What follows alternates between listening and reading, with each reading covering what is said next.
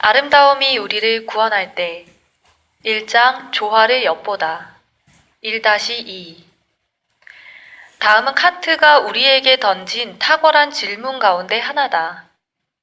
실제로 판단이 일어나는 순간은 언제인가? 이미 존재하는 일반적인 법칙을 특수한 상황에 적용할 때일까?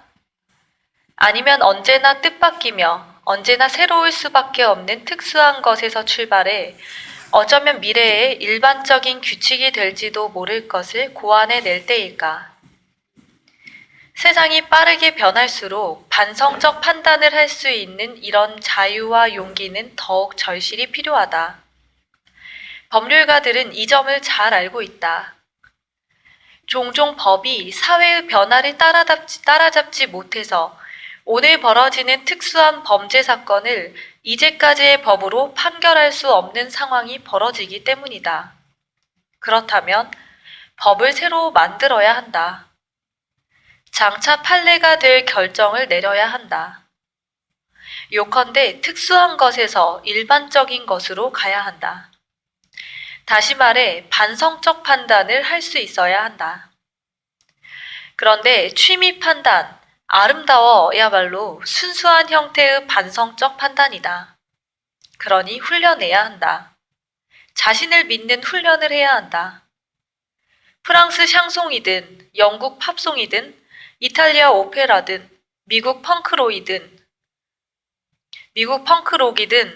에릭 사티의 그노시엔이든 바흐의 조곡이든 들어라. 당신이 사는 도시의 산에 올라 고개를 들고 건물과 유적과 주위 경관을 관찰하고 안내원 없이 미술관을 돌아다니고 아름다움과 만날 기회를 늘려라. 그 중에서도 마음에 드는 것들을 선택하라. 그 형상들의 아름다움이 당신 앞에 드러나게 하고 아름다움이 당신 마음속에서 인간 능력들의 자유롭고 조화로운 놀이를 벌이게 하라. 판단력을 회복하라. 이제 전통은 우리를 안내해주지 않고 전문가들은 늘 착각하고 가공할 속도로 발전하는 기술은 기존의 기준들을 폐기한다. 이제 믿을 것이라고는 당신 자신의 직관밖에 없다. 그러니 직관을 키우라. 당신의 이성에 빛이 스며드는 듯한 이 은총의 순간들을 만끽하라. 그런데 누가, 무엇이 빛을 발하는 것일까? 신? 우연? 경험?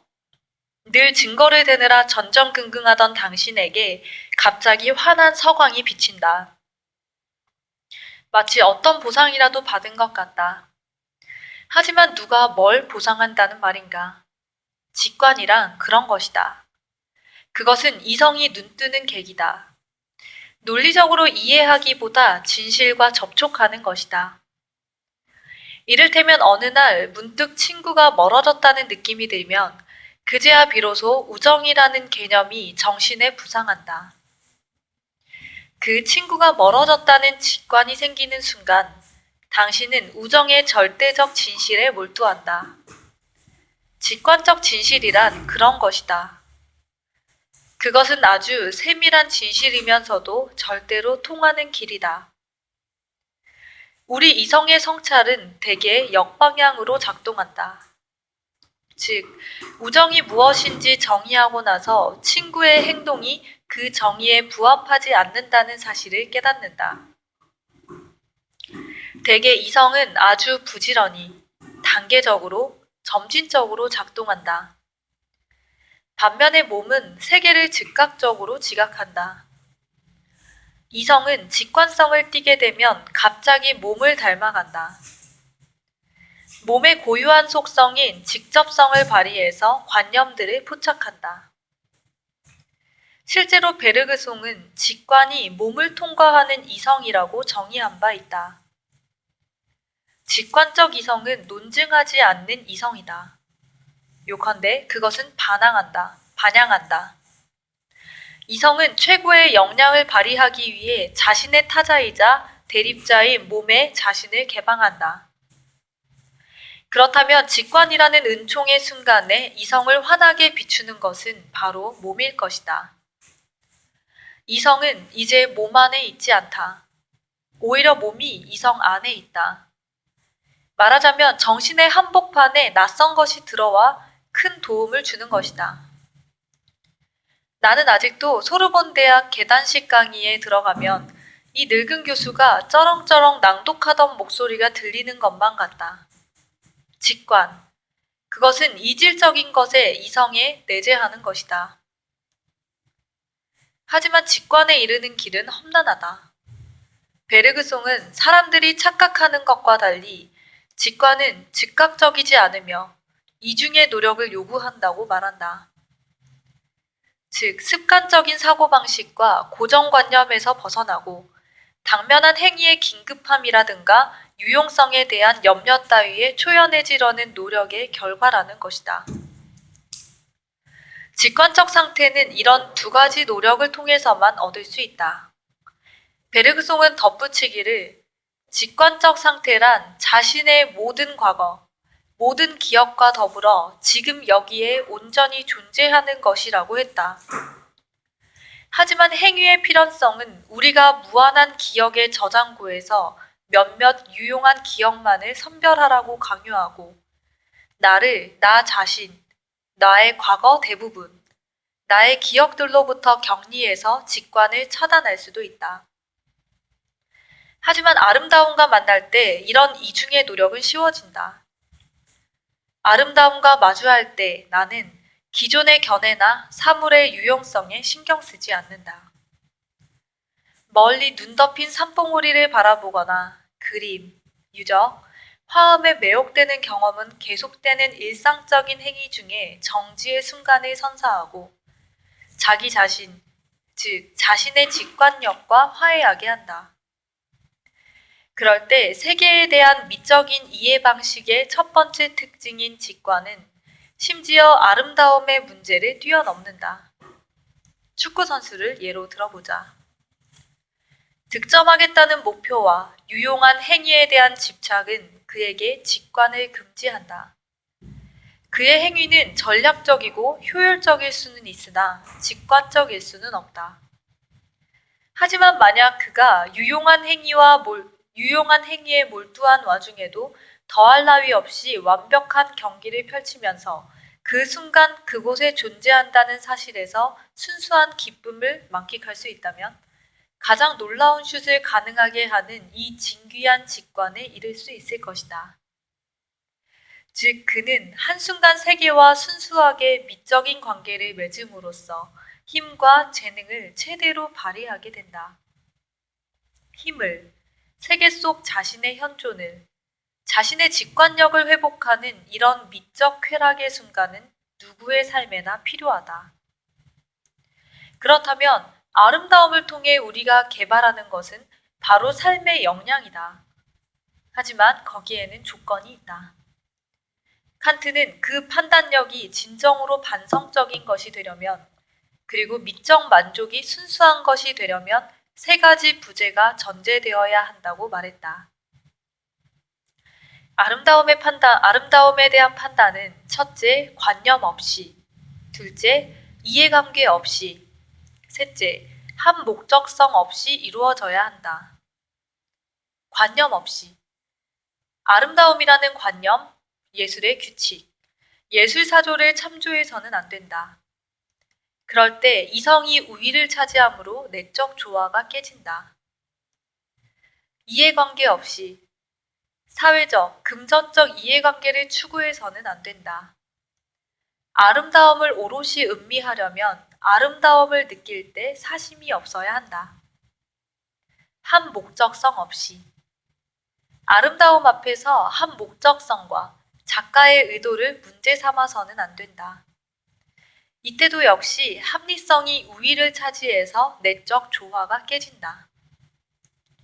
이 조건들을 동시에 충족하기는 쉽지 않다. 류시가 차 안에서 바흐의 넉 대의 피아노를 위한 협주곡을 들으며 미적 쾌락을 느끼는 순간, 이 조건들은 모두 충족된다고 할 수 있다. 그런 일은 우연히 일어난다는 것을 그녀는 최근에 깨달았다. 그 계기는 쇼팽을 주로 연주하는 피아니스트가 연주회에서 마지막 앙코르 곡으로 예정이 없이 연주한 바흐의 곡이었다. 류시는 클래식 음악 방송을 들으며 운전 중이었고 갑자기 흘러나온 그 곡이 바흐의 협주곡이라는 사실을 알아차리지도 못했다. 미적 감동이 불러일으키는 효과는 늘 이런 식이다. 흠잡을 데 없는 완벽함과 여러 선율이 빚어내는 조화에 매료되어 그녀는 모든 것을 까맣게 잊는다. 그녀가 가장 충만하게 존재한다고 느끼는 것은 바로 이런 순간이다. 역설적이게도 이 세상에 제대로 존재하려면 이 세상을 벗어나야만 하는 것 같다. 그녀의 판단, 이 협주곡은 아름답다는 관념 없이 이루어진 것일까? 물론이다. 그 순간 그녀는 아름다움의 개념이나 화성이나 리듬의 규칙 따위에 전혀 개의치 않는다. 그녀의 판단은 이해관계 없이 이루어졌을까? 물론이다. 그 판단은 바흐의 이 협주곡을 좋아한다고 말해서 얻을지 모르는 세속적인 이득과는 전혀 상관없다. 오히려 그녀는 이 사실을 아무에게도 말하지 않는다. 따라서 그녀의 미적 판단은 사심 없이 이루어진 것이다. 다시 그 음악이 필요하다고 느껴질 때 듣기 위해 음반을 구입한다면 그때 그녀는 실존적 이익을 구한다고 의심할 수 있을 것이다. 그녀가 함께 식사하는 친구들 앞에서 자기가 얼마나 바흐에 푹 빠졌는지 이야기한다면 그때 그녀는 사교적 이익을 구한다고 의심할 수 있을 것이다. 하지만 이 경우 그녀에게 아름다움이라는 선물을 선사한 것은 바로 우연이며 이는 언제나 불시에 들이닥친다. 마지막으로 그녀의 판단은 한 목적성 없이 이루어졌을까? 물론이다. 그녀에게 그 곡은 너무도 아름다워서 인간이 만들었다고 상상하기조차 어렵다. 그녀는 요한 제바스티안 바흐라는 개인을 떠올리지도 않는다. 또 그녀는 바흐의 의도, 바흐가 넉 대의 피아노를 위한 협주곡을 작곡하며 추구했을 궁극적 목적 따위에는 아무 관심도 없다. 반면에 우리는 아름다움이라는 관념을 참조하는 태도가 작품이 주는 감동을 어떻게 차단하는지 잘 알고 있다. 선생님이 귀스타브 쿠르베의 오르낭의 매장을 바라보는 학생들에게 잘 봐, 이게 바로 사실주의야 라고 꼬리표를 붙이자 류시의 아들은 그 그림에서 아무 감흥도 받지 못한다. 이때 작동하는 것은 지식의 논리일 뿐 미적 감동이 아니다. 우리는 또한 잘 알고 있다. 이러저러한 취향을 늘어놓아 사교적인 이득을 얻고 교양을 과시해 자신을 남과 차별화하려고 애쓰는 속물들 특유의 행태가 어떻게 그들 자신의 순수한 미적 쾌락을 방해하는지도. 칸트의 말에 따르면 속물은 아름다움의 진정한 연인일 수 없다. 아름다움에 관한 칸트의 사상은 순수한 아름다움과 부속적 아름다움을 구별하는 것으로 완성된다. 후자는 우리가 아름답다고 생각해야 하는 아름다움에 대한 기존 관념에 부합하는 아름다움을 가리킨다. 우리에게 필요한 것은 순수한 아름다움이지 부속적 아름다움이 아니다. 우리에게 필요한 것은 자유이지 수능이 아니다. 우리는 이미 사회적 간습에 온갖 종류의 규범에 단단히 예속되어 있으며 재현의 논리에 사로잡혀 있다. 우리는 사회적으로 인정받기 위해 좋아해야 하는 것들을 시도 때도 없이 머릿속으로 그리며 살아간다. 하지만 순수한 아름다움을 경험하는 순간 우리는 조금이나마 사회적 인정에서 벗어나 자아를 깨닫고 잠시나마 재현에서 벗어나 현존한다. 자연의 아름다움이 예술의 아름다움보다 우월하다는 칸트의 놀라운 주장도 이런 맥락에서 이해할 수 있다. 아름다운 풍경을 대할 때는 아름다운 예술작품을 대할 때보다 창작자의 의도에 의문을 덜 품을 테니 말이다. 하지만 이 지적은 불과 몇 쪽 뒤에서 천재에 대한 칸트식 정의를 통해 곧바로 번복된다. 우리는 천재의 작품을 대할 때 그의 의도를, 그가 무엇을 전달하고 싶었는지를 묻지 않는다. 우리는 아름다운 자연을 대하듯 그의 작품을 대한다. 칸트는 천재란 자연이 여러 법칙을 예술에 부여하는 것과 같은 타고난 재능이다. 라는 수수께끼 같은 말을 남겼다. 여기서 자연이 여러 법칙을 예술에 부여한다는 말은 자연이 법칙의 부재라는 자신의 속성을 예술에 부여한다는 뜻으로 이해해야 할 것이다. 류시는 바흐를 들으며 이 위대한 음악가가 전하려는 의미를 알려고 하지 않는다. 그녀의 아들은 반고흐의 그림을 보면서 화가가 무엇을 말하고 싶었는지 알려고 하지 않는다. 파란 하늘을 바라보듯 그 타오르는 듯한 노란색을 바라볼 뿐 아무 의문도 제기하지 않는다. 아름다움과 신미가 사이에서 태어난 감흥은 감정을 통해 둘을 결합한다. 어떤 예술가들이 설명하는 자기 작품의 메시지는 염두에 둘 가치가 없다. 만약 예술가가 메시지를 보내고 싶다면 문자 메시지를 보내거나 트위터에 올리거나 신문에 평론을 실으면 된다. 만약 예술가가 작품을 창작하기 전에 자신이 무엇을 말하고 싶은지 알았다면 그것을 작품으로 옮기지도 않았을 테고 그는 예술가가 되지도 않았을 것이다. 어떤 작가나 예술가는 자기 작업을 정당화하기 위해 내가 말하고 싶었던 것은, 내가 보여주고 싶었던 것은 하며 기자들의 질문에 답하지만 대개는 허튼 소리다.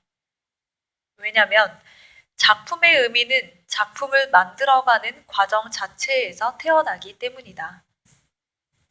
끝났죠?